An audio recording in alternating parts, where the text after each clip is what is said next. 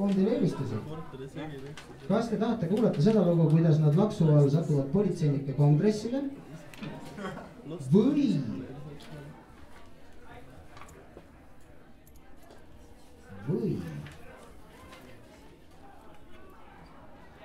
kohutavat kogemust erakordselt ohtliku narkootikumiga? Okei, ma ise valin. Seda viimast, jah? Okei. Esimest. Aga tegelikult ma loen siis sellisel juhul, et kompromissi mõttes kokku selle kolmanda, mis... Alice'it või? Lucy't sa mõtled? Ei. Kumba iganes. No kohe. Ühe kohe ma leian selle, mida vaja.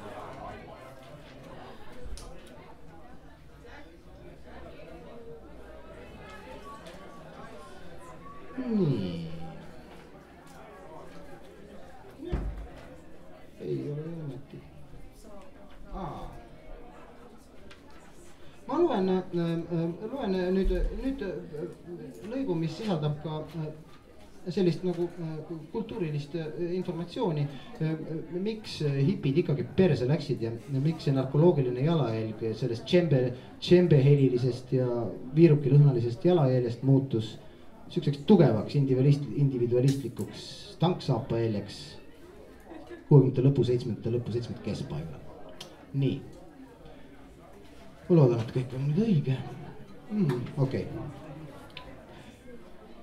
Kui ma mööda lennujaama ringi loivasin, avastasin ma, et mul oli ikka veel politseiniku rinnasilt küljes. See oli kilesse pistetud lapik oranž ristkülik, mis teatas Raul Duke, eriuurija Los Angeles. Ma nägin seda peeglist pissuaari kohal. Viskas asjandus minema, mõtlesin ma. Võta ära, tuur on läbi.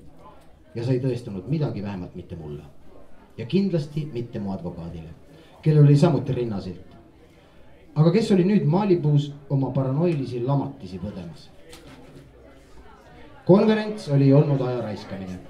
Jõuetu nusperdamine, mis andis vaid selgese retrospektiivis $1000 haleda ettekäände veeta paar päeva maksumaksja raha eest Las Vegases. Keegi polnud midagi õppinud.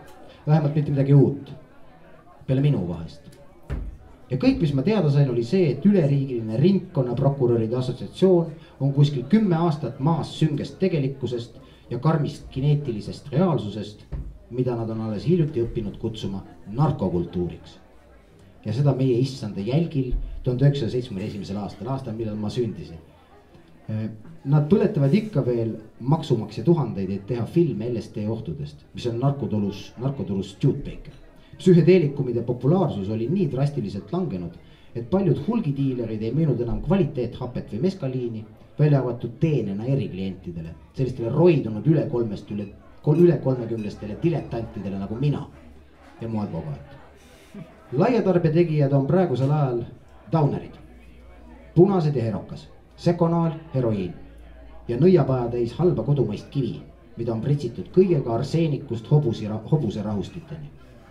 Tänapäeval müüb kõik, mis keerab su persse, mis laseb su aju lühisesse ja hoiab seda maksimumaja kinni. Getoturg on oma risoomid eeslinnadesse ajanud, Miltoni mees on vihaga hakanud nahka torkima ja isegi veeni süstima. Ja iga endise speedifriigi kohta, kes triivis kergenduse saamiseks eroka poole, on 200 lapsukest, kes läksid otse sekonaalilt nõela otse. Nad ei vaevunudki speedi proovima. Ergutid, apperid ei ole enam moes. Metedriin on 1971. aasta turul peaaegu sama haruldane nagu puhas hape või DMT. Teaduse laiendamine läks moest välja koos Lyndon Johnsoniga. Ja ajaloolise tõe huvides on põhjust märkida, et daunerid tulid peale koos Nixoniga. Ma lonkasin lennuki peale ilma vähimagi probleemita peale koledate vibratsioonide laine, mille tekitasid teised reisijad. Nii, ma lugesin ikka vale kohaga, see ei olnud ka paha. Aga ma otsin selle üles, ma olen siin oma paberid jummala sassi ajanud. Ma olen selle jummala sassi, ma tahtsin lugeda tegelikult seda kohta. Mihkel tahab mulle midagi äkki öelda. Kas see on liiga üksloine, mis ma loen? On sul mingi eelistus, Mihkel? Kuule, ei ole, aga lase näiteks, kui sul 7. jääb ette esimesest osast. Esimese osa 7. Ma tahtsin muidugi lugeda seda, kus... 8. ja 8 mul on märgitud ka, aga see, ma tahtsin lugeda tegelikult selle Timothy Learist, kus ta keerab käru selle hipikultuurile ja psühhedeeliale. see oli lõpus. ma läheks edasi, davai, ma võtan selle 8. Geniaalsus terves maailmas seisab käsikäes, eks ole? jaa, aga loe sealt. Viimane osa alates siis veidrad mälestused. Veidrad mälestused sel närvilisel õhtul Las Vegases 5 aastat hiljem, 6. Tundub, et see oligi terve minu elu või vähemalt selle peamine ajajärk. Selline tipp, mis ei tule kunagi uuesti. San Francisco 60. aastatel, 60. keskel, see oli väga eriline aeg ja koht, millest osa olla. Võib-olla tähendas see midagi, võib-olla mitte, laias laastus. Aga ükski seletus, mitte mingil viisil kokku pandud sõnadega muusika ega mälestused ei suuda edasi anda seda tunnet, et sa olid seal ja elus selles aja ja maailma nurgas, mida iganes see aeg ka ei tähenda. Ajaloost on kogu selle tellitud jampsi pärast raske sotti saada, aga isegi kui sa ajaloos kahtled, tundub olevat täiesti mõistlik mõelda, et iga mõne aja tagant jõuab ühe sugupõlve energia kena pika sähvatusega tippu. Põhjustel, mida mitte keegi ei mõista selle toimumise ajal ja mille retrospektiiv ei anna kunagi pilti, mis tegelikult juhtus.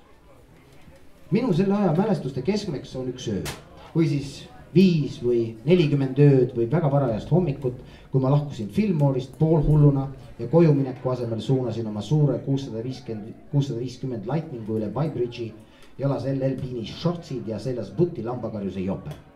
Põrutasin läbi Treasure Islandi tunneli Oaklandi, Berkeley ja Richmondi suunas, teadmata, millisel väljasõidul ära pöörata, kuni jõudsin teise otsa. Kui teemaksu maksta tuli, suri alati mootor välja. Ma ei leidnud vaba käiku, kui mütte otsisin, aga ma olin täiesti kindel, et ükskõik kuhu ma ka ei sõitnuks, jõudnuks ma ikka kohta, kus inimesed olid sama pilves ja metsikud kui mina. Selles polnud mingit kahtlust. Maad oli võtnud üleüldine hullumeelsus. See oli igal pool ja igal ajahetkel. Ma võinuks sõita mitte üle Baybridge'i, vaid üle Golden Gate'i või mööda 101. maanteed Los Altosesse või La Hondasse. Sädemeid sai lüüa kõikjal. Valitses imeline kõikehõlmav tunne ja et mida me ka ei teinud, see oli õige. Ja et me võidame kohe. See, ma arvan, oli päästik. See taju, et me võidame vanad ja kurjad jõud. Mitte mingis tigedas või militaarses mõttes, meil ei olnud seda vaja. Meie energia lihtsalt pidi peale jääma. Võitlemisel polnud mõtet. Meie poolel või nende. Meie käes oli kogu impulss. Me sõitsime kõrge ja kauni laineharjal. Ja nüüd, 5 aastat hiljem, võid sa minna mõne järsu mäe otsa Las Vegases ja vaadata läände. Ning kui sa õigete silmadega vaatad, võid sa peaaegu näha suur veepiiri, seda kohta, kus laine lõpuks murdus ja rullus tagasi.